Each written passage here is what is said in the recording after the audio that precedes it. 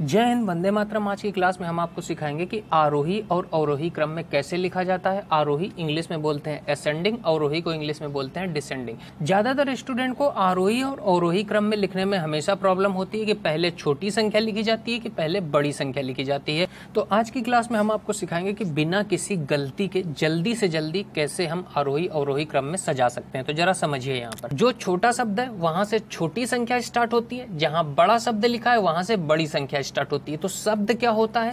शब्द अक्षरों से मिलकर जो बनता है उसे शब्द कहते हैं।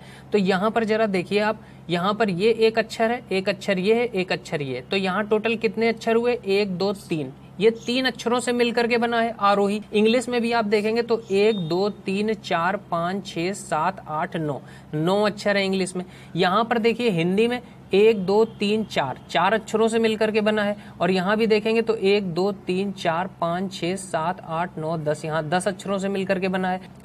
तो आप यहाँ पर देखिए कि ये कम अक्षरों से मिलकर के बना है, ये ज्यादा अक्षरों से मिलकर के बना है। तो ये छोटा शब्द है और ये बड़ा शब्द है। तो जो छोटा शब्द है तो सबसे पहले हम लिखेंगे छोटी संख्या। छोटा शब्द है तो छोटी संख्या लिखेंगे और बड़ा शब्द है तो बड़ी संख्या लिखेंगे। अब समझिए कैसे लिखते हैं। जैसे हमने आपसे कहा कि इसे आप आरोही क्रम में सजाइए, तो जैसे ही हमने कहा कि इनको आरोही क्रम में सजाइए तो तुरंत आप समझ जाइए, अच्छा आरोही मतलब छोटा शब्द है, मतलब छोटी संख्या पहले लिखनी है। तो हम क्या करेंगे, सबसे पहले सबसे छोटी संख्या लिखेंगे। तो छोटी संख्या कौन सी है? 4।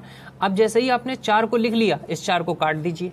अब फिर देखिए कि इसमें सबसे छोटी संख्या कौन सी है? तो 5 9 7। सबसे छोटी कौन सी? 5 लिख लिया, 5 को काट दिया। काटते जाइए तो इससे आसान हो जाता है, कभी भी गलती नहीं होती। अब देखिए यहाँ 9 और 7 बचा, इसमें सबसे छोटी कौन सी है? तो आप कहेंगे 7 है, 7 को लिख लिया, काट दिया।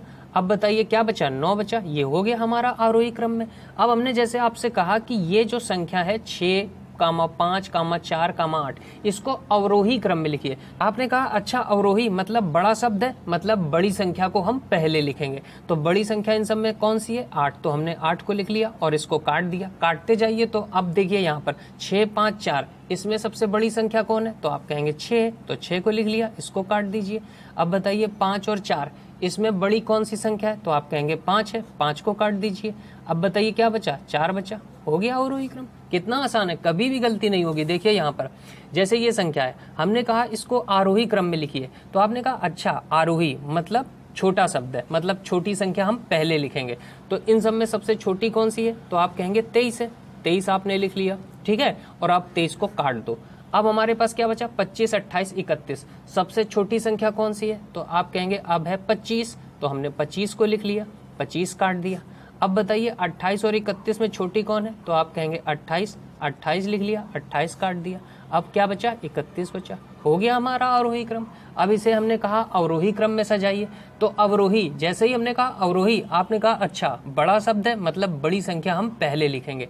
तो बड़ी संख्या इनमें से कौन सी है? तो आप देखिए कौन सी है? 29 है। तो हमने 29 लिख लिया और 29 को काट दिया। अब बताइए क्या बचा? 19 17 24, इनमें बड़ी कौन है? तो आप कहेंगे 24 है। हमने 24 लिख लिया, इसको काट दिया। 19 17, इसमें कौन सी बड़ी है? तो आप कहेंगे 19 बड़ी है। 19 लिख लिया, 19 काट दिया। अब क्या बचा? केवल 17 बचा। हो गया। कितना आसान है, कभी भी मिस्टेक नहीं होगी। देखिए यहाँ पर ये क्वेश्चन है, हमने कहा इसको आरोही क्रम में सजाइए, आरोही क्रम में। तो आप कहेंगे अच्छा आरोही मतलब छोटा शब्द है, मतलब छोटी संख्या पहले आएगी। तो सबसे छोटी संख्या कौन सी है इन सब में? तो आप कहेंगे 57 है। तो हमने 57 को लिख लिया, 57 काट दो। अब बताओ ये जो जितनी संख्याएं बची, इन सब में सबसे छोटी कौन सी है? तो आप कहेंगे 72 है। तो हमने 72 को लिख लिया, 72 काट दिया। अब बताओ 256 108 में छोटी कौन है? तो आप कहेंगे 108 छोटी है।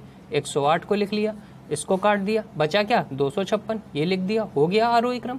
अब हमने कहा इसे अवरोही क्रम में लिखिए। आपने कहा अच्छा अवरोही क्रम में लिखना है, मतलब बड़ा शब्द है, मतलब बड़ी संख्या पहले आएगी। तो इन सब में सबसे बड़ी कौन है? 56 है। तो हमने 56 लिख दिया, 56 को काट दिया।